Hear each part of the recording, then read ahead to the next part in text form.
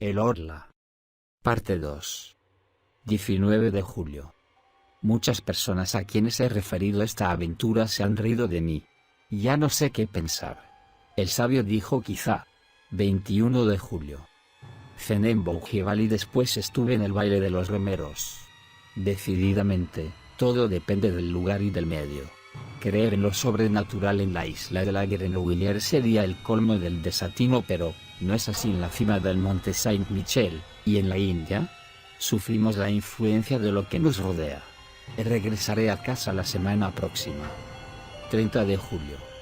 Ayer he regresado a casa. Todo está bien. 2 de agosto. No hay novedades. Hace un tiempo espléndido. Paso los días mirando correr el Sena. 4 de agosto.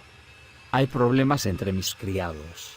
Aseguran que alguien rompe los vasos de los armarios por la noche. El mucamo acusa a la cocinera y esta a la lavandera, quien a su vez acusa a los dos primeros. ¿Quién es el culpable? El tiempo lo dirá. 6 de agosto. Esta vez no estoy loco. Lo he visto. Ya no tengo la menor duda, lo he visto. Aún siento frío hasta en las uñas, el miedo me penetra hasta la médula, lo he visto. A las 2 de la tarde me paseaba a pleno sol por mi rosedal. Caminaba por el sendero de rosales de otoño que comienzan a florecer. Me detuve a observar un hermoso ejemplar de Jean des Batalles, que tenía 3 flores magníficas, y vi entonces con toda claridad cerca de mí que el tallo de una de las rosas se doblaba como movido por una mano invisible. Luego, vi que se quebraba como si la misma mano lo cortase. Luego la flor se elevó, siguiendo la curva que habría descrito un brazo al llevarla hacia una boca, y permaneció suspendida en el aire transparente, muy sola e inmóvil, como una pavorosa mancha a 3 pasos de mí. Azorado, me arrojé sobre ella para tomarla. Pero no pude hacerlo, había desaparecido. Sentí entonces rabia contra mí mismo, pues no es posible que una persona razonable tenga semejantes alucinaciones. Pero, ¿se trataba realmente de una alucinación? Volví hacia el rosal para buscar el tallo cortado e inmediatamente lo encontré, recién cortado, entre las 2 rosas que permanecían en la rama. Regresé entonces a casa con la mente alterada. En efecto, ahora estoy convencido, seguro como de la alternancia de los días y las noches, de que existe cerca de mí un ser invisible, que se alimenta de leche y agua, que puede tocar las cosas, tomarlas y cambiarlas de lugar, dotado, por consiguiente, de un cuerpo material aunque imperceptible para nuestros sentidos, y que habita en mi casa como yo. 7 de agosto. Dormí tranquilamente. Se ha bebido el agua de la botella, pero no perturbó mi sueño. Me pregunto si estoy loco. Cuando a veces me paseo a pleno sol, a lo largo de la costa, he dudado de mi razón. No son ya dudas inciertas como las que he tenido hasta ahora, sino dudas precisas, absolutas. He visto locos. He conocido a algunos que seguían siendo inteligentes, lúcidos y sagaces en todas las cosas de la vida menos en un punto. Hablaban de todo con claridad, facilidad y profundidad, pero de pronto su pensamiento chocaba contra el escollo de la locura y se hacía pedazos, volaba en fragmentos y se hundía en ese océano siniestro y furioso, lleno de olas fragorosas, brumosas y borrascosas que se llama demencia. Ciertamente, estaría convencido de mi locura, si no tuviera perfecta conciencia de mi estado, al examinarlo con toda lucidez. En suma, yo solo sería un alucinado que razona.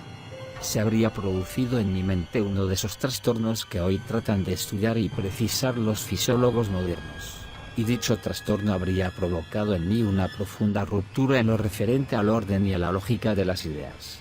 Fenómenos semejantes se producen en el sueño, que nos muestra las fantasmagorías más inverosímiles sin que ello nos sorprenda, porque mientras duerme el aparato verificador, el sentido del control, la facultad imaginativa vigila y trabaja. ¿Acaso ha dejado de funcionar en mí una de las imperceptibles teclas del teclado cerebral?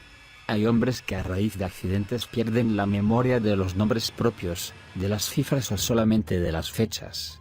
Hoy se ha comprobado la localización de todas las partes del pensamiento. No puede sorprender entonces que en este momento se haya disminuido mi facultad de controlar la irrealidad de ciertas alucinaciones. Pensaba en todo ello mientras caminaba por la orilla del río. El sol iluminaba el agua, sus rayos embellecían la tierra y llenaban mis ojos de amor por la vida, por las golondrinas cuya agilidad constituye para mí un motivo de alegría, por las hierbas de la orilla cuyo estremecimiento es un placer para mis oídos. Sin embargo, paulatinamente me invadía un malestar inexplicable. Me parecía que una fuerza desconocida me detenía, me paralizaba, impidiéndome avanzar, y que trataba de hacerme volver atrás. Sentí ese doloroso deseo de volver que nos oprime cuando hemos dejado en nuestra casa a un enfermo querido y presentimos una agravación del mal. Regresé entonces, a pesar mío, convencido de que encontraría en casa una mala noticia, una carta o un telegrama. Nada de eso había, y me quedé más sorprendido e inquieto aunque si hubiese tenido una nueva visión fantástica. 8 de agosto. Pasé una noche horrible. Él no ha aparecido más, pero lo siento cerca de mí. Me espía, me mira, se introduce en mí y me domina. Así me resulta más temible, pues al ocultarse de este modo parece manifestar su presencia invisible y constante mediante fenómenos sobrenaturales. Sin embargo he podido dormir. 9 de agosto. Nada ha sucedido. Pero tengo miedo. 10 de agosto. Nada, ¿qué sucederá mañana? 11 de agosto. Nada, siempre nada, no puedo quedarme aquí con este miedo y estos pensamientos que dominan mi mente, me voy. 12 de agosto, 10 de la noche. Durante todo el día he tratado de partir, pero no he podido. He intentado realizar ese acto tan fácil y sencillo: salir, subir en mi coche para dirigirme a Rouen y no he podido. ¿Por qué? 13 de agosto. Cuando nos atacan ciertas enfermedades nuestros mecanismos físicos parecen fallar. Sentimos que nos faltan las energías y que todos nuestros músculos se relajan, los huesos parecen tan blandos como la carne y la carne tan líquida como el agua. Todo eso repercute en mi espíritu de manera extraña y desoladora. Carezco de fuerzas y de valor. No puedo dominarme y ni siquiera puedo hacer intervenir mi voluntad. Ya no tengo iniciativa, pero alguien lo hace por mí, y yo obedezco. 14 de agosto. Estoy perdido. Alguien domina mi alma y la dirige. Alguien ordena todos mis actos, mis movimientos y mis pensamientos. Ya no soy nada en mí, no soy más que un espectador prisionero y aterrorizado por todas las cosas que realizo. Quiero salir y no puedo. Él no quiere y tengo que quedarme, azorado y tembloroso, en el sillón donde me obliga a sentarme. Solo deseo levantarme, incorporarme para sentirme todavía dueño de mí, pero no puedo. Estoy clavado en mi asiento, y mi sillón se adhiere al suelo de tal modo que no habría fuerza capaz de movernos. De pronto, siento la irresistible necesidad de ir al huerto a cortar fresas y comerlas. Y voy. Corto fresas y las como. Oh Dios mío. Dios mío. ¿Será acaso un Dios? Si lo es, salvadme. Libradme. Socorredme. Perdón. Piedad. Misericordia. Salvadme. Oh, qué sufrimiento. Qué suplicio. Qué horror. 15 de agosto. Evidentemente, así estaba poseída y dominada mi prima cuando fue a pedirme 5.000 francos. Obedecía a un poder extraño que había penetrado en ella como otra alma, como un alma parásita y dominadora. ¿Es acaso el fin del mundo? Pero, ¿quién es el ser invisible que me domina? ¿Quién es ese desconocido, ese merodeador de una raza sobrenatural? Por consiguiente, los invisibles existen. Pero ¿cómo es posible que aún no se hayan manifestado desde el origen del mundo en una forma tan evidente como se manifiestan en mí? Nunca leí nada que se asemejara a lo que ha sucedido en mi casa. Si pudiera abandonarla, irme, huir y no regresar más, me salvaría, pero no puedo. 16 de agosto. Hoy pude escaparme durante 2 horas, como un preso que encuentra casualmente abierta la puerta de su calabozo. De pronto, sentí que yo estaba libre y que él se hallaba lejos. Ordené uncir los caballos rápidamente y me dirigí a Rouen. Qué alegría poder decirle a un hombre que obedece: vamos a Rouen. Hice detener la marcha frente a la biblioteca donde solicité en préstamo el gran tratado del Dr. Hermann Nerestaus sobre los habitantes desconocidos del mundo antiguo y moderno. Después, cuando me disponía a subir a mi coche, quise decir a la estación. Y grité, no dije. Grité con una voz tan fuerte que llamó la atención de los transeúntes a casa, y caí pesadamente, loco de angustia, en el asiento. Él me había encontrado y volvía a posesionarse de mí. 17 de agosto. Ah, qué noche. Qué noche. Y sin embargo me parece que debería alegrarme. Leí hasta la 1 de la madrugada. Hermann Nerestaus, doctor en filosofía y en teogonía, ha escrito la historia y las manifestaciones de todos los seres invisibles que merodean alrededor del hombre o han sido soñados por él. Describe sus orígenes, sus dominios y sus poderes. Pero ninguno de ellos se parece al que me domina. Se diría que el hombre, desde que pudo pensar, presintió y temió la presencia de un ser nuevo más fuerte que él, su sucesor en el mundo, y que como no pudo prever la naturaleza de este amo, creó, en medio de su terror, todo ese mundo fantástico de seres ocultos y de fantasmas misteriosos surgidos del miedo. Después de leer hasta la 1 de la madrugada, me senté junto a mi ventana abierta para refrescarme la cabeza y el pensamiento con la apacible brisa de la noche. Era una noche hermosa y tibia, que en otra ocasión me hubiera gustado mucho. No había luna. Las estrellas brillaban en las profundidades del cielo con estremecedores destellos. ¿Quién vive en aquellos mundos? ¿Qué formas, qué seres vivientes, animales o plantas, existirán ahí? Los seres pensantes de esos universos, ¿serán más sabios y más poderosos que nosotros? ¿Conocerán lo que nosotros ignoramos? Tal vez cualquiera de estos días uno de ellos atravesará el espacio y llegará a la Tierra para conquistarla, así como antiguamente los normandos sometían a los pueblos más débiles. Somos tan indefensos, inermes, ignorantes y pequeños, sobre este trozo de lodo que gira disuelto en una gota de agua. Pensando en eso, me adormecí en medio del fresco viento de la noche. Pero después de dormir unos 40 minutos, abrí los ojos sin hacer un movimiento, despertado por no sé qué emoción confusa y extraña. En un principio no vi nada, pero de pronto me pareció que una de las páginas del libro que había dejado abierto sobre la mesa acababa de darse vuelta sola. No entraba ninguna corriente de aire por la ventana. Esperé, sorprendido. Al cabo de 4 minutos, vi con mis propios ojos, que una nueva página se levantaba y caía sobre la otra, como movida por un dedo. Mi sillón estaba vacío, aparentemente estaba vacío, pero comprendí que él estaba leyendo ahí, sentado en mi lugar. Con un furioso salto, un salto de fiera irritada que se rebela contra el domador, atravesé la habitación para atraparlo, estrangularlo y matarlo. Pero antes de que llegara, el sillón cayó delante de mí como si él hubiera huido, la mesa osciló, la lámpara rodó por el suelo y se apagó, y la ventana se cerró como si un malhechor sorprendido hubiese escapado por la oscuridad, tomando con ambas manos los batientes. Había escapado, había sentido miedo, miedo de mí. Entonces, mañana pasado mañana cualquiera de estos podré tenerlo bajo mis puños y aplastarlo contra el suelo. ¿Acaso a veces los perros no muerden y degüellan a sus amos? 18 de agosto. He pensado durante todo el día. Oh, sí, voy a obedecerle, seguiré sus impulsos, cumpliré sus deseos, seré humilde, sumiso y cobarde. Él es más fuerte. Hasta que llegue el momento. 19 de agosto. Ya sé todo. Acabo de leer lo que sigue en la revista del Mundo Científico. Nos llega una noticia muy curiosa de Río de Janeiro. Una epidemia de locura, comparable a las demencias contagiosas que asolaron a los pueblos europeos en la Edad Media, se ha producido en el estado de San Pablo. Los habitantes despavoridos abandonan sus casas y huyen de los pueblos, dejan sus cultivos, creyéndose poseídos y dominados, como un rebaño humano, por seres invisibles aunque tangibles, por especies de vampiros que se alimentan de sus vidas mientras los habitantes duermen, y que además beben agua y leche sin apetecerles aparentemente ningún otro alimento.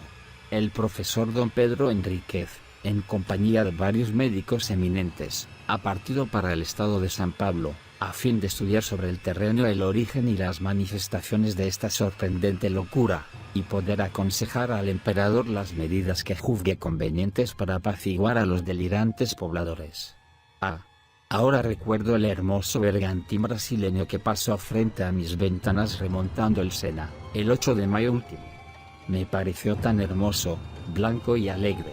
Allí estaba el que venía de lejos, del lugar de donde es originaria su raza.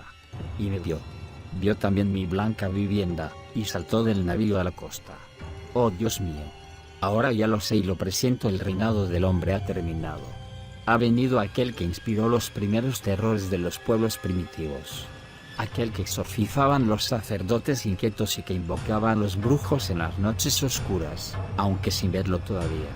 Aquel a quien los presentimientos de los transitorios dueños del mundo adjudicaban formas monstruosas o graciosas de gnomos, espíritus, genios, hadas y duendes. Después de las groseras concepciones del espanto primitivo, hombres más perspicaces han presentido con mayor claridad. Mesmer lo sospechaba, y hace ya 10 años que los médicos han descubierto la naturaleza de su poder de manera precisa, antes de que él mismo pudiera ejercerlo. Han jugado con el arma del nuevo señor, con una facultad misteriosa sobre el alma humana. La han denominado magnetismo, hipnotismo, sugestión, qué sé yo. Los he visto divertirse como niños imprudentes con este terrible poder. Desgraciados de nosotros. Desgraciado del hombre. Ha llegado él, ¿cómo se llama? Él parece que me gritara su nombre y no lo oyes, él si grita escucho. ¿Cómo? Repite, el orla he oído, el orla es él, el orla ha llegado. Ah. El buitre se ha comido la paloma, el lobo ha devorado el cordero, el león ha devorado el búfalo de agudos cuernos, el hombre ha dado muerte al león con la flecha, el puñal y la pólvora, pero el orla hará con el hombre lo que nosotros hemos hecho con el caballo y el buey, lo convertirá en su cosa, su servidor y su alimento, por el solo poder de su voluntad. Desgraciados de nosotros. No obstante, a veces el animal se rebela y mata a quien lo domestica. Yo podría hacer lo mismo, pero primero hay que conocerlo, tocarlo y verlo. Los sabios afirman que los ojos de los animales no distinguen las mismas cosas que los nuestros, y mis ojos no pueden distinguir al recién llegado que me oprime. ¿Por qué? Oh. Recuerdo ahora las palabras del monje del monte Saint-Michel. ¿Acaso vemos la 100.000ª parte de lo que existe? Observe, por ejemplo, el viento, que es la fuerza más poderosa de la naturaleza, el viento que derriba hombres y edificios, que arranca de cuajo los árboles, y levanta montañas de agua en el mar, que destruye los acantilados y arroja contra ellos a las grandes naves, el viento, que silba, gime y ruge. ¿Acaso lo ha visto usted alguna vez? ¿Acaso puede verlo? Y sin embargo existe. Y yo seguía pensando, mis ojos son tan débiles e imperfectos que ni siquiera distinguen los cuerpos sólidos cuando son transparentes como el vidrio. Si un espejo sin azogue obstruye mi camino, chocaré contra él como el pájaro que penetra en una habitación y se rompe la cabeza contra los vidrios. Por lo demás, 1000 cosas nos engañan y desorientan. No puede extrañar entonces que el hombre no sepa percibir un cuerpo nuevo que atraviesa la luz. Un ser nuevo. ¿Por qué no? No podía dejar de venir. ¿Por qué nosotros íbamos a ser los últimos? Nosotros no los distinguimos, pero tampoco nos distinguían los seres creados antes que nosotros. Ello se explica por qué su naturaleza es más perfecta, más elaborada y mejor terminada que la nuestra, tan endeble y torpemente concebida, trabada por órganos siempre fatigados, siempre esforzados como mecanismos demasiado complejos, que vive como una planta o como un animal, nutriéndose penosamente de aire, hierba y carne, máquina animal acosada por las enfermedades, las deformaciones y las putrefacciones, que respira con dificultad, imperfecta, primitiva y extraña, ingeniosamente mal hecha, obra grosera y delicada, bosquejo del ser que podría convertirse en inteligente y poderoso. Existen muchas especies en este mundo, desde la ostra al hombre. ¿Por qué no podría aparecer una más, después de cumplirse el periodo que separa las sucesivas apariciones de las diversas especies? ¿Por qué no puede aparecer una más? ¿Por qué no pueden surgir también nuevas especies de árboles de flores gigantescas y resplandecientes que perfumen regiones enteras? ¿Por qué no pueden aparecer otros elementos que no sean el fuego, el aire, la tierra y el agua? Solo son 4, nada más que 4, esos padres que alimentan a los seres. ¡Qué lástima! ¿Por qué no serán 40, 400 o 4000? Todo es pobre, mezquino, miserable. Todo se ha dado con avaricia, se ha inventado secamente y se ha hecho con torpeza. Ah, Cuánta gracia hay en el elefante y el hipopótamo. Qué elegante es el camello. Se podrá decir que la mariposa es una flor que vuela. Yo sueño con una que sería tan grande como 100 universos, con alas cuya forma, belleza, color y movimiento ni siquiera puedo describir. Pero lo veo va de estrella a estrella, refrescándolas y perfumándolas con el soplo armonioso y ligero de su vuelo, y los pueblos que allí habitan la miran pasar, extasiados y maravillados. ¿Qué es lo que tengo? Es el orla que me hechiza, que me hace pensar esas locuras. Está en mí, se convierte en mi alma. Lo mataré. 19 de agosto. Lo mataré, lo he visto. Anoche yo estaba sentado a la mesa y simulé escribir con gran atención. Sabía perfectamente que vendría a rondar a mi alrededor, muy cerca, tan cerca que tal vez podría tocarlo y asirlo. Y entonces tendría la fuerza de los desesperados, dispondría de mis manos, mis rodillas, mi pecho, mi frente y mis dientes para estrangularlo, aplastarlo, morderlo y despedazarlo. Yo acechaba con todos mis sentidos sobreexcitados. Había encendido las 2 lámparas y las 8 bujías de la chimenea, como si fuese posible distinguirlo con esa luz. Frente a mí está mi cama, una vieja cama de roble, a la derecha la chimenea, a la izquierda la puerta cerrada cuidadosamente, después de dejarla abierta durante largo rato a fin de atraerlo. Detrás de mí un gran armario con espejos que todos los días me servía para afeitarme y vestirme, y donde acostumbraba a mirarme de pies a cabeza cuando pasaba frente a él.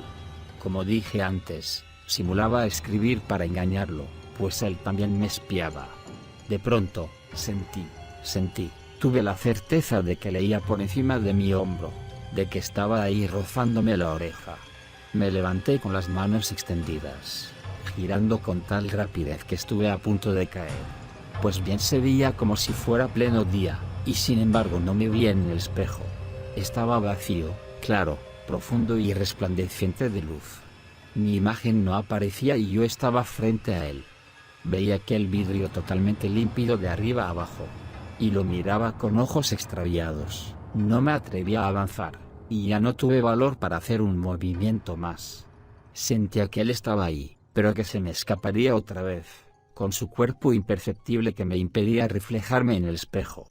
Cuánto miedo sentí. De pronto, mi imagen volvió a reflejarse, pero como si estuviese envuelta en la bruma, como si la observase a través de una capa de agua. Me parecía que esa agua se deslizaba lentamente de izquierda a derecha y que paulatinamente mi imagen adquiría mayor nitidez. Era como el final de un eclipse. Lo que la ocultaba no parecía tener contornos precisos, era una especie de transparencia opaca, que poco a poco se aclaraba. Por último, pude distinguirme completamente como todos los días. Lo había visto. Conservo el espanto que aún me hace estremecer. 20 de agosto. ¿Cómo podré matarlos si está fuera de mi alcance? ¿Envenenándolo? Pero él me verá mezclar el veneno en el agua y tal vez nuestros venenos no tienen ningún efecto sobre un cuerpo imperceptible. No, decididamente no. Pero entonces, ¿qué haré entonces? 21 de agosto. He llamado a un cerrajero de Rouen y le he encargado persianas metálicas como las que tienen algunas residencias particulares de París, en la planta baja, para evitar los robos. Me haré además una puerta similar. Me debe haber tomado por un cobarde, pero no importa. 10 de septiembre. Rouen, Hotel Continental. Ha sucedido, pero, ¿habrá muerto? Lo que vi me ha trastornado. Ayer, después que el cerrajero colocó la persiana y la puerta de hierro, dejé todo abierto hasta medianoche a pesar de que comenzaba a hacer frío. De improviso, sentí que estaba aquí y me invadió la alegría, una enorme alegría. Me levanté lentamente y caminé en cualquier dirección durante algún tiempo para que no sospechase nada. Luego me quité los botines y me puse distraídamente unas pantuflas.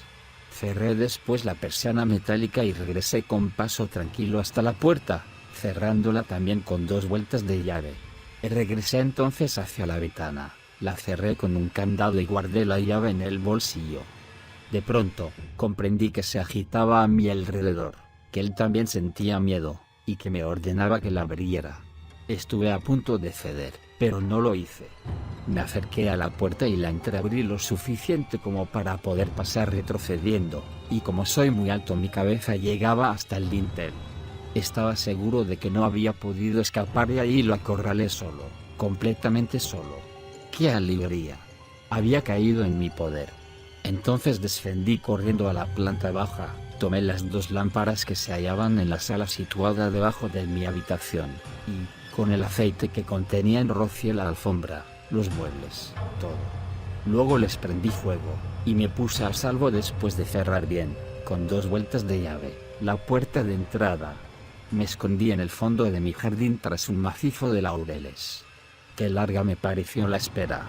Reinaba la más completa oscuridad, gran quietud y silencio, no soplaba la menor brisa, no había una sola estrella, nada más que montañas de nubes que aunque no se veían hacían sentir su gran peso sobre mi alma. Miraba a mi casa y esperaba. Qué larga era la espera. Creía que el fuego ya se había extinguido por sí solo, que él lo había extinguido.